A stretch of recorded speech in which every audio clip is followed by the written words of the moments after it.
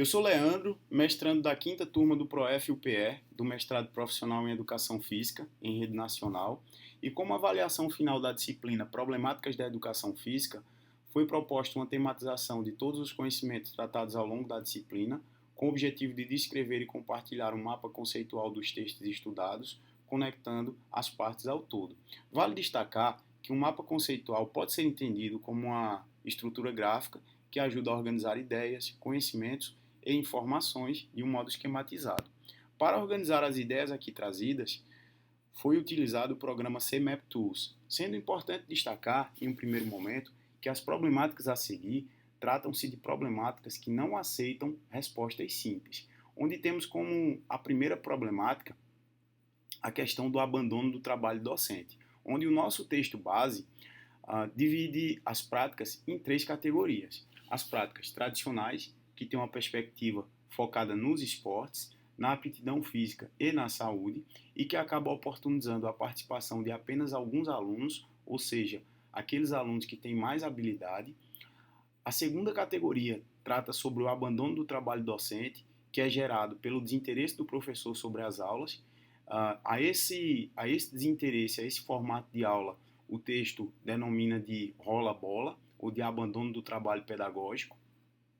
O professor assume muitas vezes o papel de administrador do material, assim como nas práticas tradicionais, essa conduta oportuniza a participação dos alunos mais habilidosos, aqueles que não possuem habilidades ocupam as arquibancadas. Na nossa terceira categoria, temos as práticas inovadoras, onde o professor terá como base práticas que buscam superar o tradicionalismo e o abandono do trabalho docente, ou seja, as práticas tradicionais e o abandono do trabalho docente, como falamos anteriormente. Nesta perspectiva, o professor estará empenhado em ensinar os conteúdos da cultura corporal, muitas vezes indo contra toda uma cultura reproduzida há anos na escola, justamente a cultura tradicionalista. As vantagens da abordagem inovadora está relacionada à formação de alunos críticos, participativos e que entendem os objetivos das aulas ao longo de todo o processo. Quando vamos para a nossa segunda temática, que trata sobre a relação entre a teoria e a prática, essa problemática ela é baseada em dois aspectos. No aprender a fazer, onde durante muito tempo o saber fazer foi visto como uma prioridade nas aulas de educação física, conduzindo a práticas tradicionais, o fazer pelo fazer, aulas sem contextualização e com um caráter meramente recreativo, onde esse caráter recreativo pode estar associado ao abandono do trabalho docente, onde o professor apenas administra o material de aula e entrega para os alunos ficarem livres.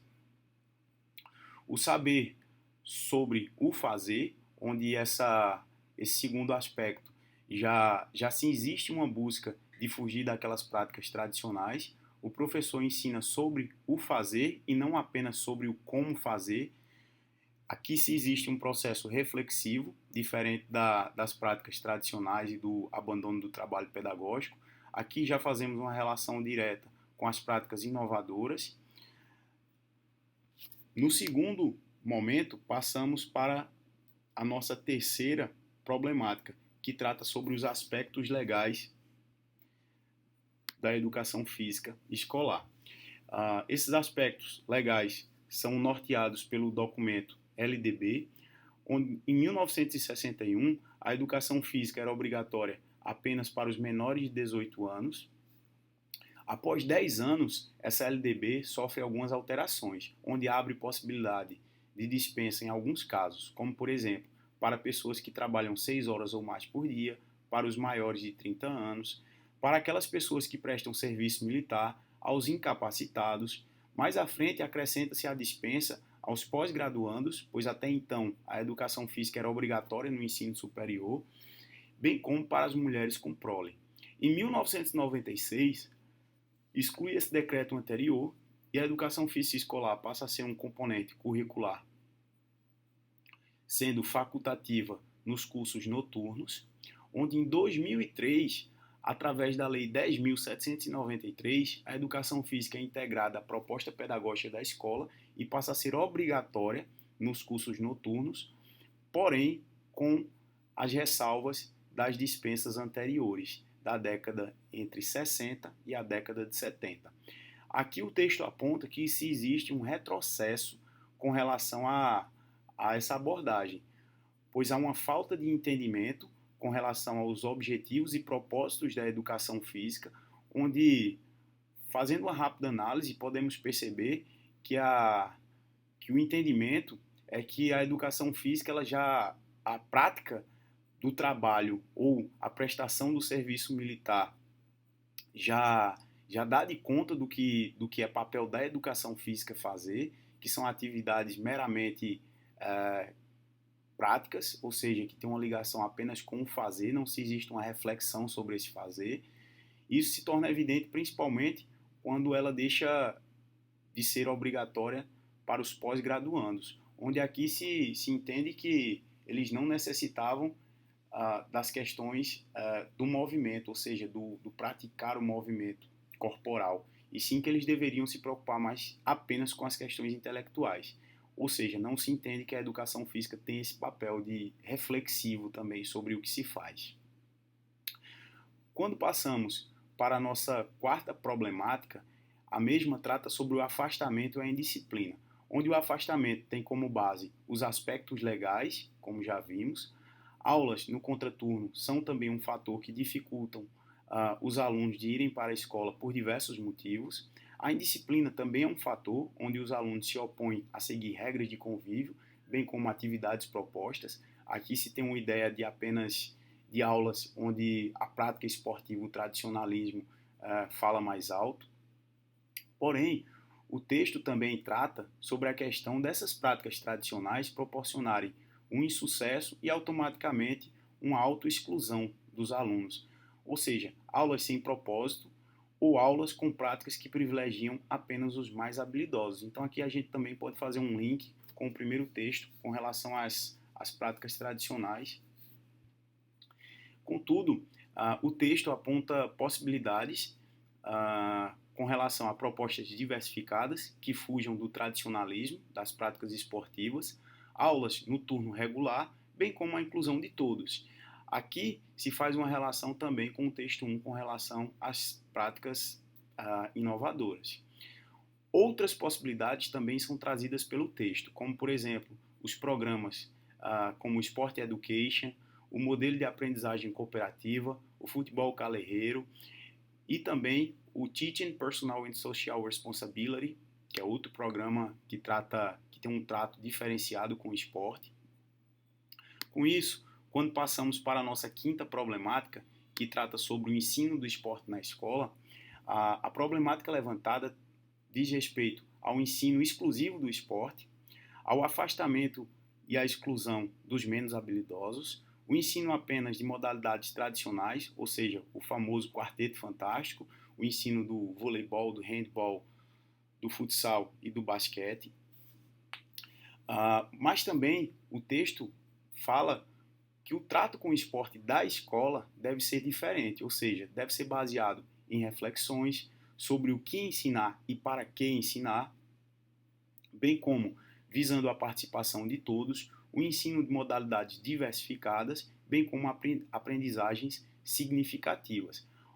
Aqui nós percebemos que quando falamos das problemáticas do ensino exclusivo do esporte, se tem uma relação direta com as práticas tradicionais tratadas no texto 1, bem como uma relação com o texto 2, quando falamos sobre o foco no saber fazer, ou seja, o saber fazer através das modalidades esportivas tradicionais. Quando falamos da questão do trato do esporte na escola, como esse esporte deve ser tratado, fazemos relações com o texto 1, ou seja, com as práticas inovadoras, bem como com o texto 2, com o foco no saber sobre o fazer, ou seja, momentos reflexivos que a gente tenha entendimento sobre os propósitos de cada prática.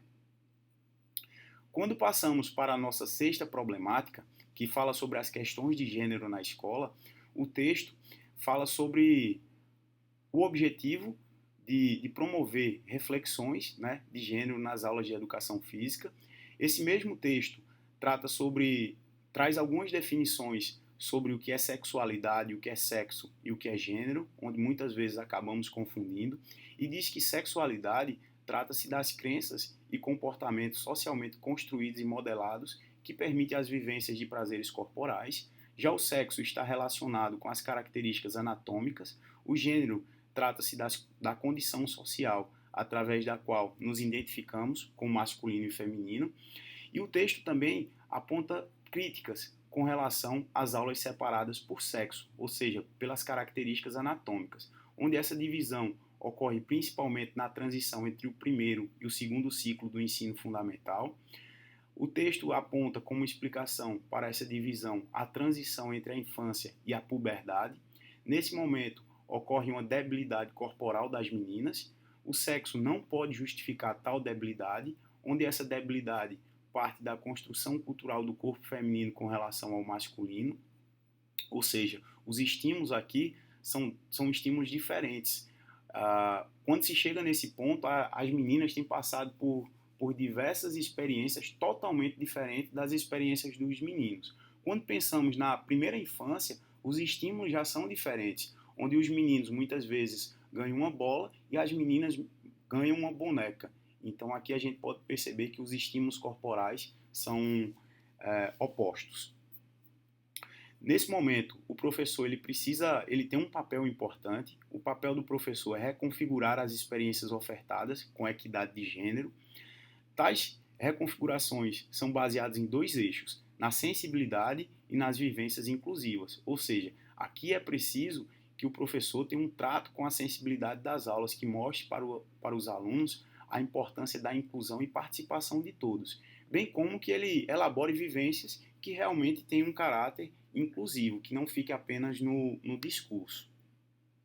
Quando nós chegamos à nossa última temática, a mesma, na verdade, trata-se do terceiro capítulo do livro Pedagogia da Autonomia, de autoria de Paulo Freire, onde onde o capítulo trata sobre as temáticas geradoras, né, que dizem respeito a uma metodologia desenvolvida pelo próprio professor Paulo Freire, onde nessa metodologia são abordados alguns processos de ensino-aprendizagem que possibilitam interagir com os estudantes com base nas suas realidades, ou seja, nas suas experiências, no seu contexto de vida.